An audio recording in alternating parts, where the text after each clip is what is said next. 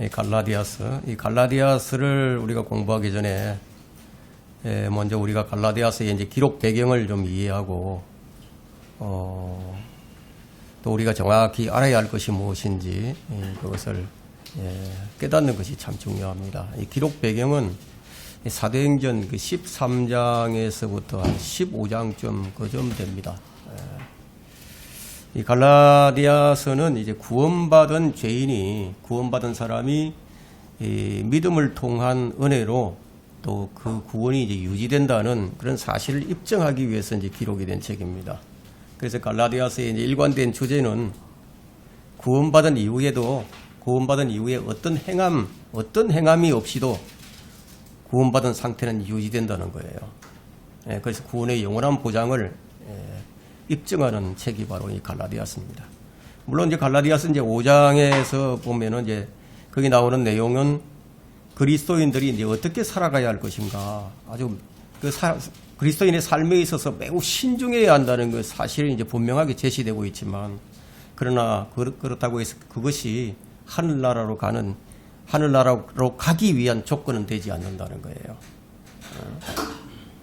그것은 건강을 잘 유지하고 또 장수할 수 있고 또 그리스도인으로서 주님을 위해 이제 열매를 맺기 위한 조건으로 이제 제시가 되는 것이죠.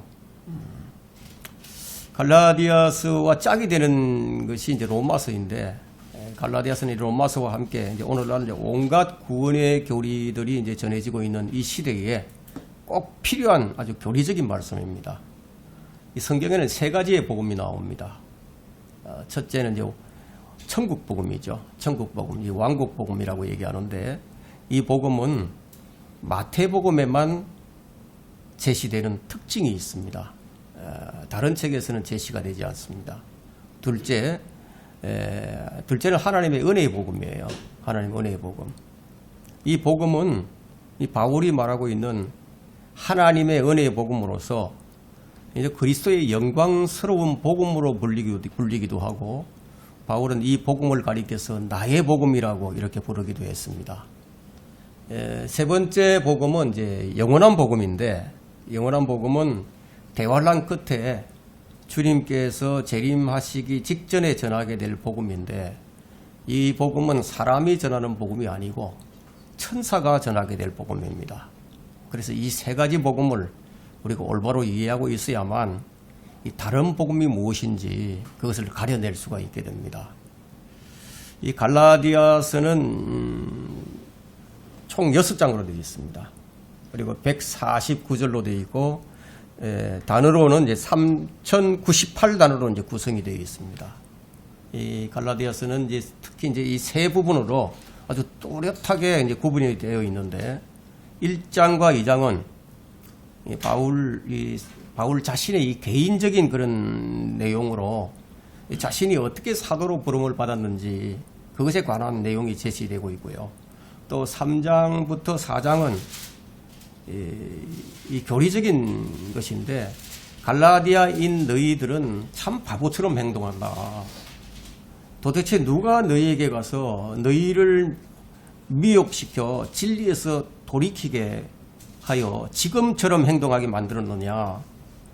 너희는 그리스도께서 십자가에서 죽으심에 대해서 들었고 또 그것에 대한 나의 설교를 온전히 이해를 하고 있었는데 너희들이 어찌하여 그런 상태가 되었느냐. 그들을 잘못되게 만든 이 교리를 바로잡는 이 교리적인 내용이 이제 제시되어 있습니다. 이제 5장에서 6장은 그리스도께서 너희를 자유롭게 하셨으니까 다시는 더 이상 종의 멍에를 매지 말고 그리스도인답게 살라고 하는 아주 실천적인 내용이 들어 있습니다. 그래서 1장, 2장은 바울 자신의 개인적인 내용이고, 3장, 4장은 교리적인 내용이고, 5장부터 6장은 실천적인 내용이 이제 제시되고 있습니다. 갈라디아라는 이 말은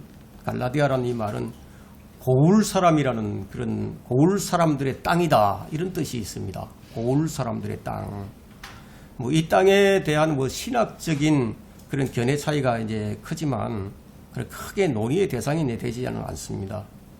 이 갈라디아는 지금의 그 트리키의 북쪽 지역으로 이 프랑스만큼은 크진 않습니다. 이 소아시아의 중앙에서 이제 북쪽 지역에는 뭐 실제로 이제 고울린들이 살았어요. 고울린이라는 것은 프랑스인들을 얘기하는 거거든요. 이제 고울린들이 이 트리키아 북쪽 지역에 이제 살았다는 거예요. 지금은 이제 트리키의 영토이지만 그때는 갈라디아 지방으로 로마령이었죠. 로마령이었는데 BC 25년에 세워졌습니다. 이 바울이 이제 첫 번째 선교 여행 때 방문을 하게 되었던 시리아 안티옥에서 이제 그 트리키로 들어가서 이코니움, 루스트라, 티베 뭐 이런 지역을 이제 포함하고 있는 지역이죠. 근데 갈라디아서의 기록 시기는 아주 정확하지는 않습니다. 이것이 쓰여진 시기는 AD 51년에서 AD 58년으로 추정되고 있습니다. 정확하진 않아요. 그 시기가 언제쯤이냐면 사도행전 15장 35절 그 즈음이 가장 가능성이 있는 시기라고 보는데 그때가 뭐 AD 51년경입니다.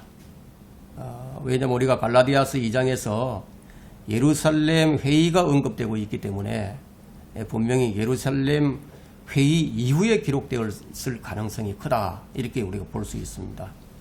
그때가 사도 바울이 이 사도행전의 9장에서 바울이 회심한 사건이 있었죠. 그것이 이제 14년이 경과한 후, 그때가 이제 갈라디아서 2장입니다.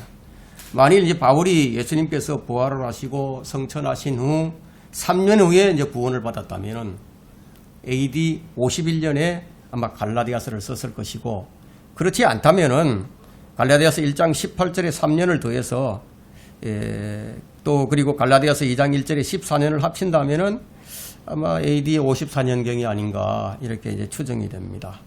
이 갈라디아서와 이 로마서의 특징을 좀 비교를 해보도록 하겠습니다.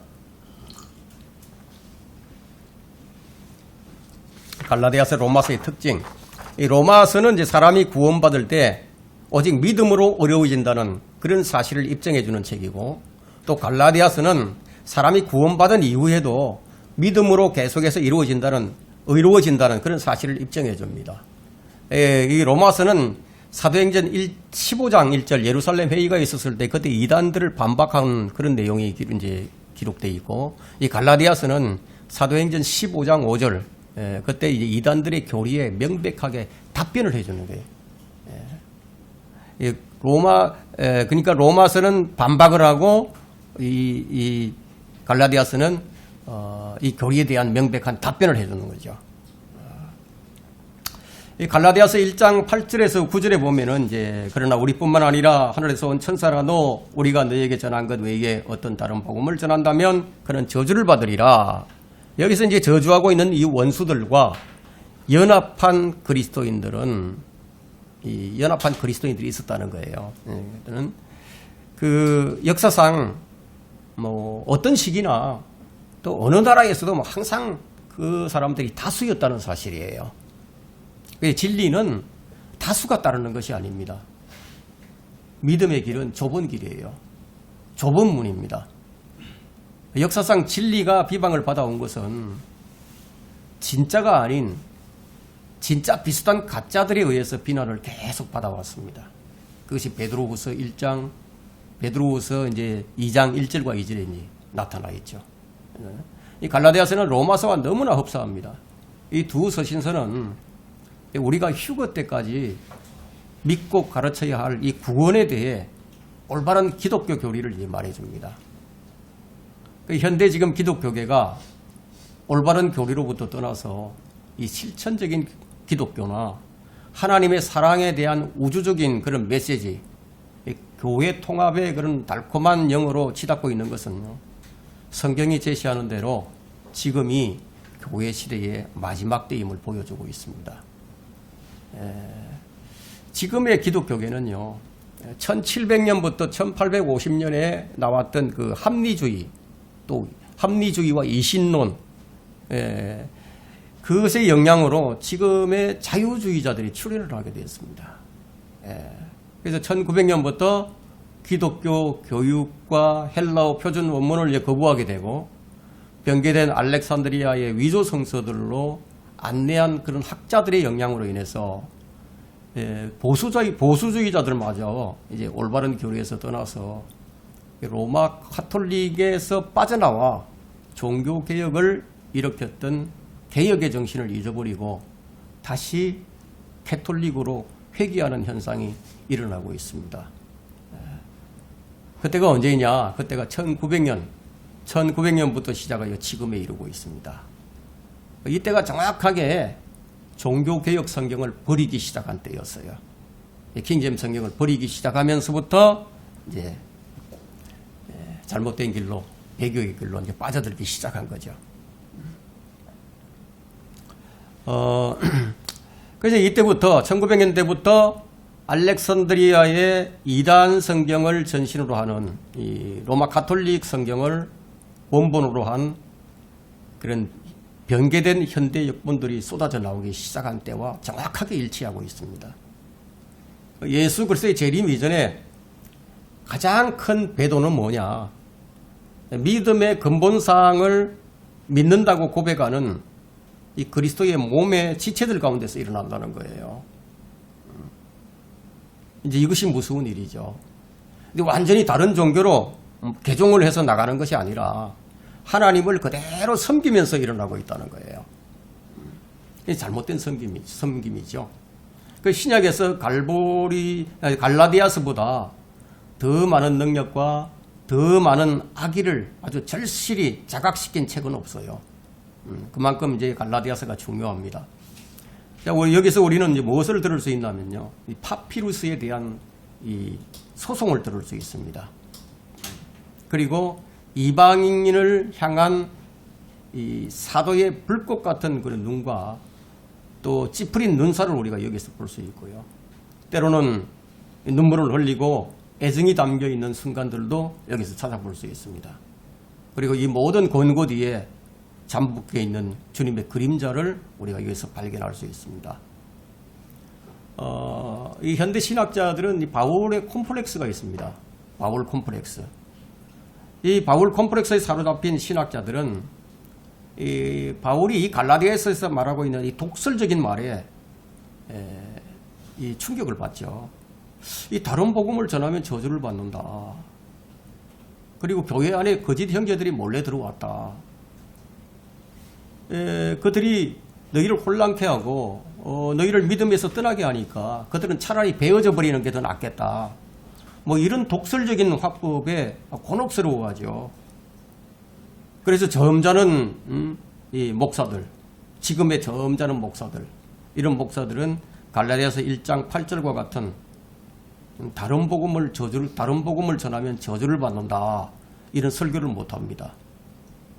다른 복음을 전하면 저주를 받는다는 거예요. 그러니까 독설적인 화법이 마음에 들지 않으니까. 그러나 성경의 80%가 부정적인 내용들이에요. 20%만 긍정적인 내용입니다. 이 80%가 심판과 저주와 책망과 복보다는 저주가 더 많이 기록되어 있습니다.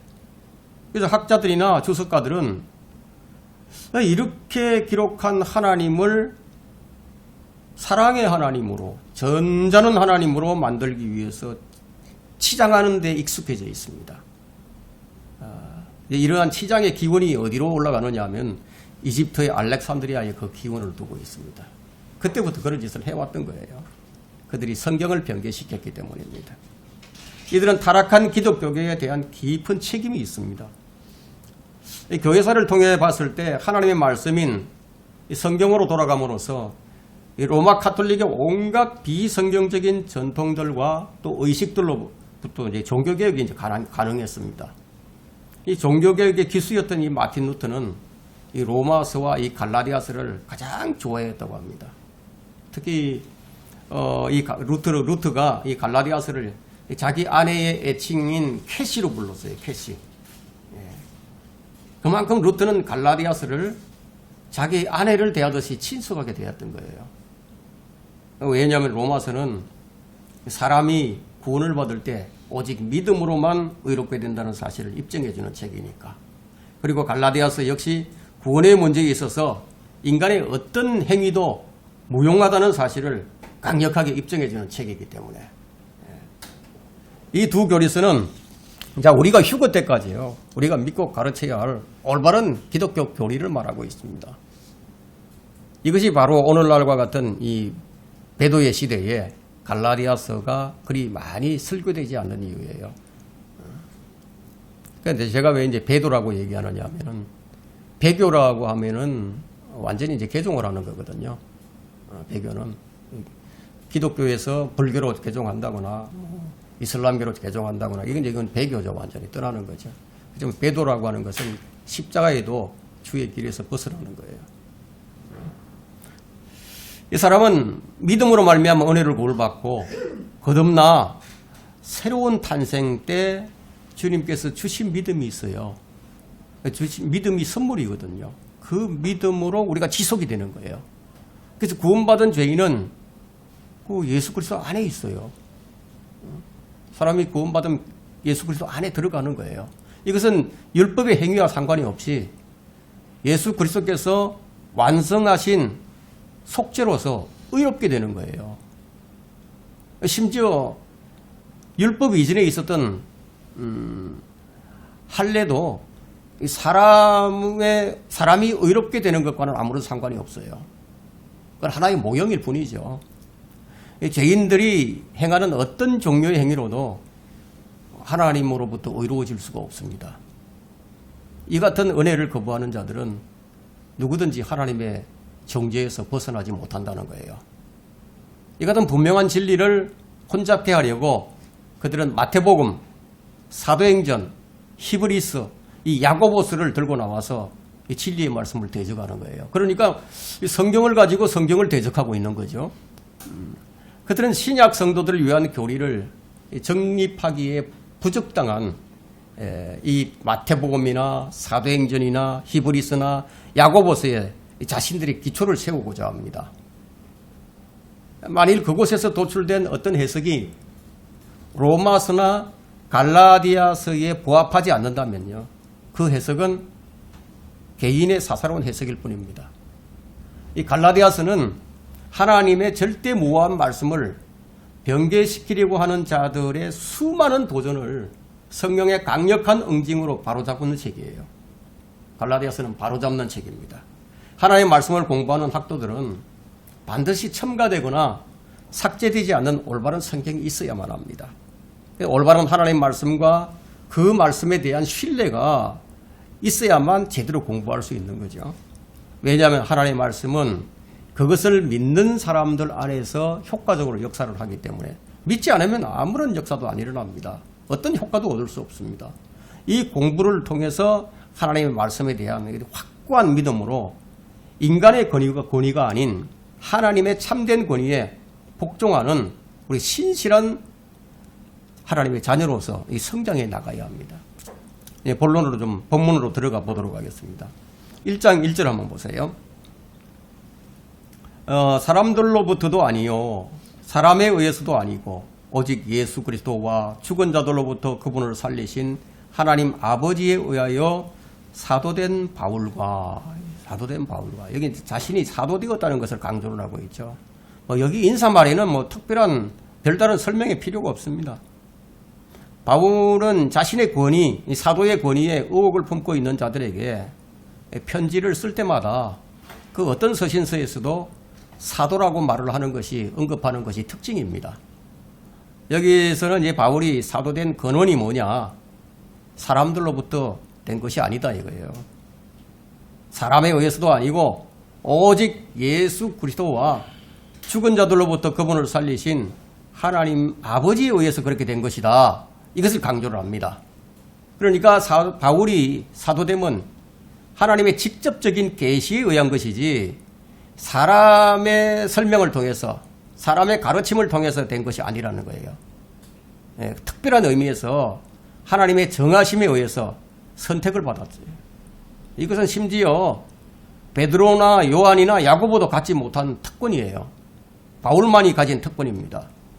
바울은 부활하신 예수 그리스도의 부름을 받아 이스라엘과 이방인들의 하나님을 따르며 그는 전 세계적으로 이제 선교를 하기 시작을 했는데 그것은 아직까지 끝나지 않았습니다. 바울의 사도됨은 사람에 의해서가 아니라는 거예요. 사람의 수단과 도움으로 된 것도 아니에요.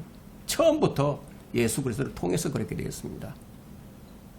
바울은 이제 1장 11절부터 2장 14절을 통해서 자신의 사도됨과 복음의 권원을 설명함으로써 하나님의 은혜의 복음, 그리스도의 은혜의 복음을 수호하고 있습니다. 2절에 보니까 갈라디아 교회들의 편지하노니 이렇게 되어 있죠. 나와 함께 있는 모든 형제는 갈라디아의 교회들의 편지하노니, 그러니까 교회가 하나만 아니라 그 넓은 지역에 갈라디아 지방이 우리 한반도보다 더 큽니다. 엄청 큽니다. 거기에 이제 교회들이 있었겠죠. 이 서신은 이제 세 가지의 독특한 면이 있는데 어떤 점이 있냐면은 그 독특한 점은 그 고린도 교회나 에베소 교회나 이 빌립보 교회의 서신과 같이 이 그리스도 안에 있는 어떤 특정한 사람들에게 언급되지 않고 그냥 뭐 갈라디아 교회들에게 이렇게 언급되고 있을 뿐이에요. 다른 서신서는 그렇지 않거든요. 다른 서신서들은 어떤 사람들을 지칭을 합니다. 그리고 어떤 사람 여기서는 이제 성도라고 불리는 게 없잖아요. 다른 곳에서는 성도라고 불립니다. 성도. 아카야의 집에 있는 누구. 예? 뭐 이런 식으로 이제 표현을 하는데 여기서는 그런 게 없어요. 예, 또 다른 점이 뭐냐면 이 갈라디아서는 다른 서신서들은 바울이 대피를 했어요. 바울이 얘기를 하면 다른 사람이 그걸 받아서 대피를 했거든요. 그런데 이 갈라디아서는 바울이 직접 썼습니다. 그것이 좀 특이합니다. 이 서신서의 대상은 갈라디아에 있는 지역교회들이 보내졌는데 이와 같은 서신은 구원받은 사람들뿐만 아니라 구원받지 못한 자들을 향한 경고들과 책망들도 함께 다루고 있습니다. 3절은 뭐 특별히 설명이 필요가 없습니다. 하나님 아버지와 우리 주 예수 그리스도로부터 은혜와 평강이 너희에게 있을지어다. 이 말은 뭐 다른 설명이 필요 없죠. 4절을 봅니다. 자, 주께서는 우리의 죄들로 인하여 자신을 주셨으니 이는 하나님 곧 우리 아버지의 뜻에 따라 이 악한 현 세상에서, 여기 주목을 할 것은 이 악한 현 세상이에요. 이 악한 현 세상에서 우리를 구원하시려 함이라. 우리가 어디로부터 구원을 받았어요? 이 악한 현 세상으로부터 우리가 구원을 받았습니다. 우리는 아직까지 지옥에 가지 않았어요. 지옥으로부터 건져낸 게 아닙니다. 이 악한 현 세상으로부터 건져냄을 받은 거다 이거예요.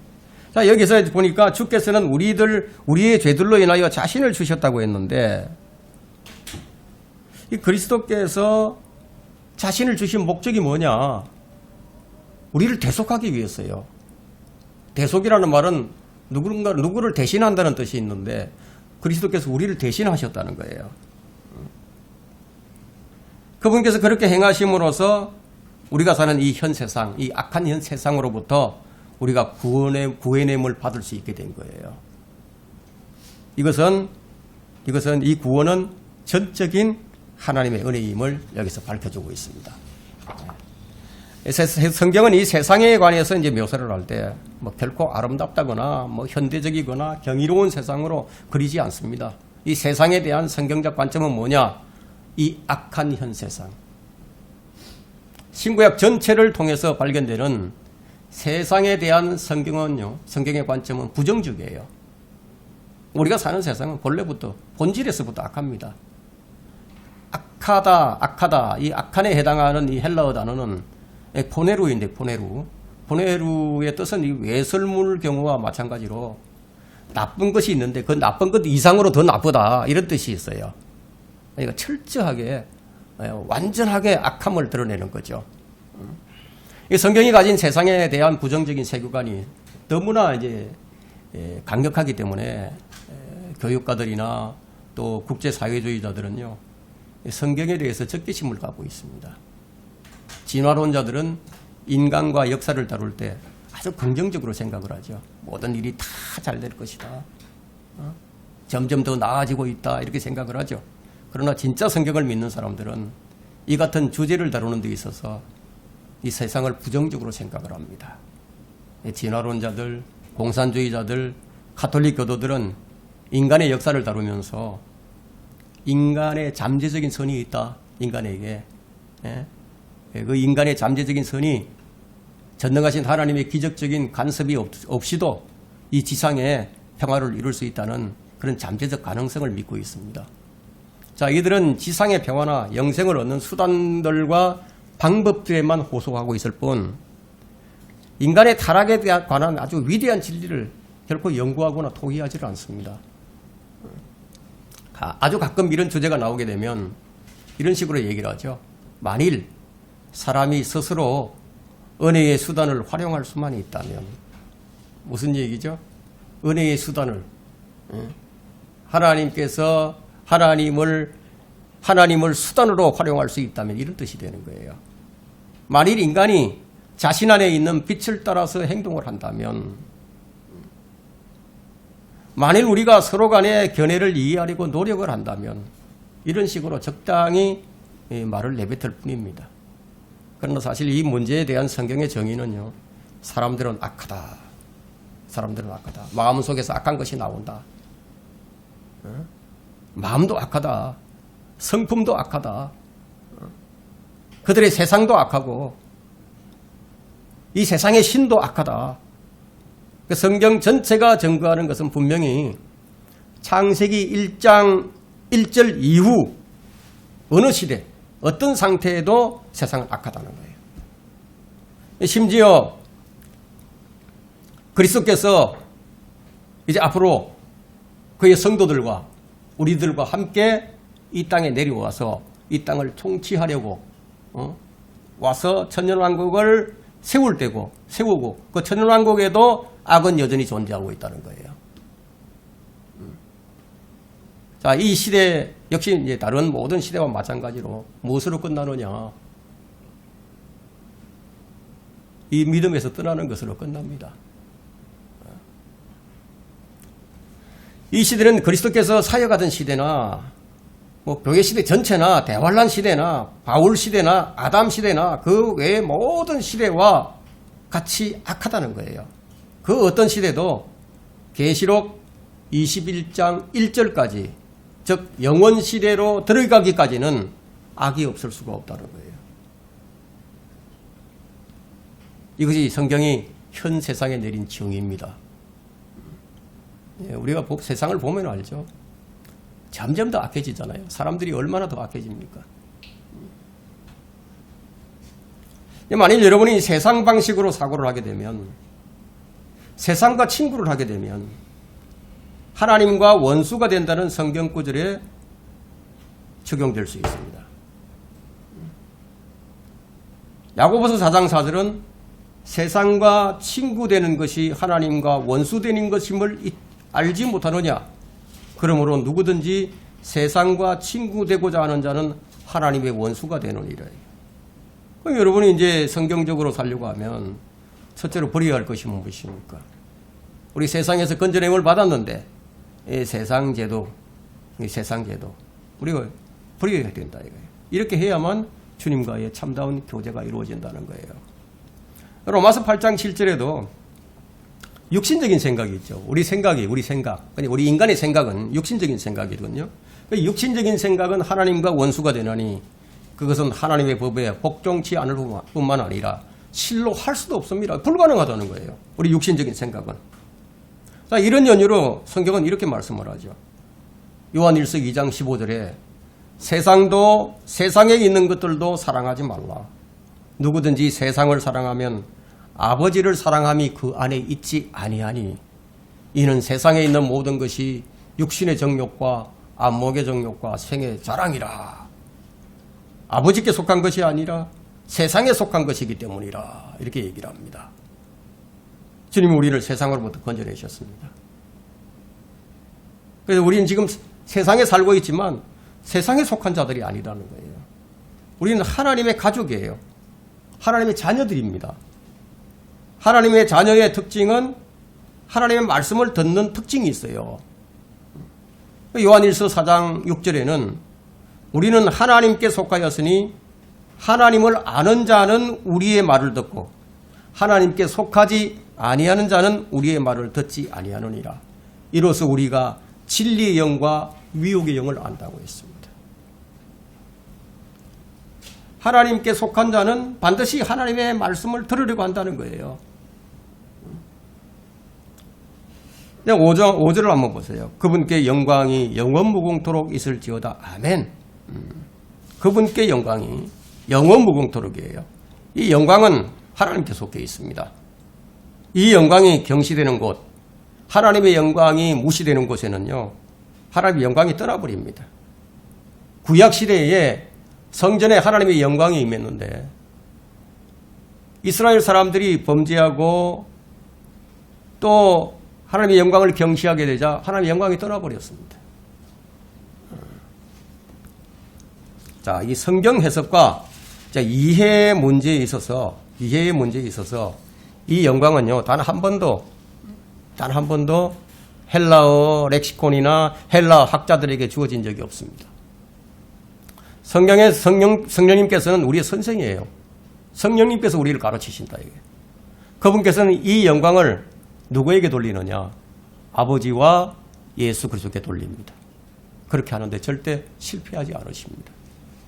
성령께서는 우리 안에서 그분께 영광이 영원무궁토록 있을지어다. 아멘. 이 말씀대로 우리 안에서 역사를 하시는 거예요. 그래서 우리의 모든 것이 하나님께 영광이 돌려지도록 그리 역사를 해 주십니다. 그래서 성경은 뭐라고 말씀하시느냐? 고린도전서 10장 31절에서 우리가 먹든지 마시든지 무엇을 하든지 다 하나님의 영광을 위해서 하라고 명령하고 있는 거예요. 그냥 우리가 이제 육신의 음성을 듣는 것이 들을 것이 아니라 성령의 음성을 듣고 하나님께 순종하는 부분 우리가 배워야 됩니다. 이제 6절부터는 아주 중요한 구절이 나오는데요. 6절부터 9절까지 봅니다. 나는 너희가 그리스도의 은혜 아래로 너희를 부르신 분으로부터 그렇게 빨리 떠나 다른 복음을 따르게 됨을 이상하게 여기노라. 다른 복음은 없나니 다만 너희를 교란시키려는 어떤 사람들이 있어서 그들이 그리스도의 복음을 변개시키려는 것이라. 그러나 우리뿐만 아니라 하늘에서 온 천사라도 우리가 너희에게 전한 것 외에 어떤 다른 복음을 전한다면 그는 저주를 받으리라. 우리가 전에도 말한 것 같이 지금도 내가 다시 말하노니 누구든지 너희가 받은 것 외에 어떤 다른 복음을 전한다면 그는 저주를 받으리라. 이게 무서운 말씀이죠. 정말 무서운 말씀입니다. 사도행전 15장 1절에 다른 복음이 나와요. 거기에 보면은 유대에서 내려온 어떤 사람들이 형제들을 가르치며 말하기를 너희가 모세의 율례에 따라 할례를 받지 않으면 구원을 받을 수 없노라 이렇게 얘기한 거예요. 할례를 안 받으면 예수 그리스도를 믿어도 구원 못 받는다고 이렇게 얘기를 한 거예요. 이처럼 갈라디아 교회에도 유대주의자들이 스며들게 되었습니다. 그래서 갈라디아서 5장에 보면은 할례파들이 나와요. 할례를 안 받으면 구원 못 받는다. 너희가 아무리 믿어봐야 헛일이다. 이런 자들이 나온 거예요. 자, 이런 자들은 구약 시대에서 신약 시대로 이제 바뀌었는데 새 시대가 열렸는데도 불구하고 여전히 그들은 율법을 지켜야 된다. 안식일을 지켜야 된다. 할례를 받아야 한다. 이런 걸로 알고 있었다는 거예요. 자, 구약은 이제 신약의 모형이죠. 실체가 아닙니다. 그림자예요. 그림자. 그림자는 실체가 아니잖아요. 구약의 성막이나 구약에 있었던 성전은 모형이에요. 하늘의 성막의 모형이라는 거예요. 구약의 예언들이 신약에서 이루어지죠. 실체가 뭐예요? 신약에서 이루어지는 것이 실체죠. 그런데 구약 시대는 가고 신약 시대가 열렸음에도 유대주의자들이 몰래 들어와서 신약적인 믿음을 파괴시키고 있었다는 거예요. 그래서 5장 6절부터 나오는 말씀을 보게 되면은 갈라디아서 5장 6절부터 보면은 한번 보세요. 5장 6절. 갈라디아서 5장 6절.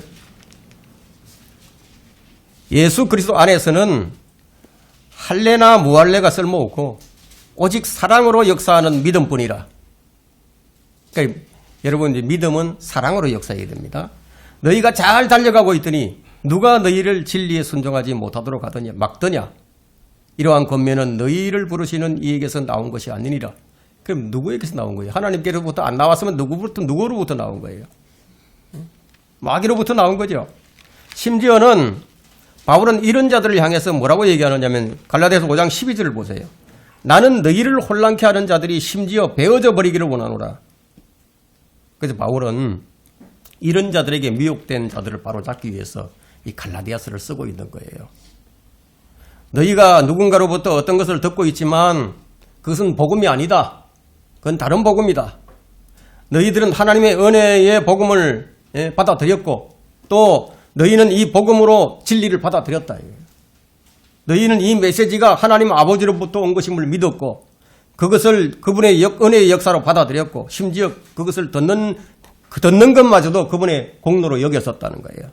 그런데 내가 떠난 뒤에 바울이 떠난 뒤에 누군가가 너희에게 어떤 다른 것을 전하며 그것을 복음이라고 부르지만 그것은 복음이 아니라 다른 복음, 변개된 복음일 뿐이다 하고 갈라디아서 1장 7절에서 그 얘기를 하는 거예요. 그건 복음을 변개시킨 것이다 이렇게 얘기하는 겁니다. 변개된 복음은 하나님의 은혜를 훼손시킵니다. 자, 우리가 이제 구령을 할 때 가장 많이 사용하는 구절이 성경 구절이 에베소서 2장 8절이죠. 거기 보면은 이제 너희가 믿음으로 말미암아 하나님의 은혜로 구원을 받았으니 이것은 너희에게서 나온 것이 아니요 하나님의 선물이라. 하나님의 선물. 그 구원은 뭐예요? 하나님의 선물이죠. 선물이다 이거예요. 공짜로 준다는 거죠. 여기에는 뭐 어떤 인간의 공로도 들어갈 수 없다는 거예요. 값없이 그냥 받는 거예요. 근데 거기다 행위를 요구한다면은 할례를 받아야 구원을 받는다 이렇게 얘기한다면은 그 하나님의 은혜를 훼손시키는 거죠. 그래서 만일 천사를 포함하여 누군가가 너희에게 어떤 다른 것을 전한다면 그는 저주를 받는다고 8절에서 천사가 와서 하더라도 저주받는다 이거 천사도. 본문이 정확히 말하는 것은 뭐냐. 이 시대에 행위로 구원을 얻는다. 행위로 이렇게 된다. 이렇게 가르치는 모든 설교자들, 감독들, 교황들, 사역자들은 지옥의 저주를 받는다는 그런 말이에요. 무서운 말씀이죠. 사람이 믿음과 행위로 구원받는다고 가르치는 모든 교황은 저주를 받는다는 거예요. 이것을 가르치는 모든 그리스도의 교회, 목사들도 저주를 받는다는 거예요. 이것을 가르치고 있는 모든 여호와 증인들, 몰몬교, 은사주의 설교자, 장로교, 감리교, 루터교, 회중교의 설교자들은 저주를 받는다는 거예요. 이제 오늘날의 기독교 교육은 이런 방식으로 하늘나라로 가는 여정에서 주님을 따라가는 성도들을 방해하고 있는 거예요. 그럼 우리가 이 본문을 어떻게 적용할 것인가? 자, 이 복음은 이제 기쁜 소식인데 오늘은 여기까지 해야 될 것 같습니다. 시간이 이제 주의 만찬식을 준비해야 되니까 오늘 여기까지 하도록 하겠습니다.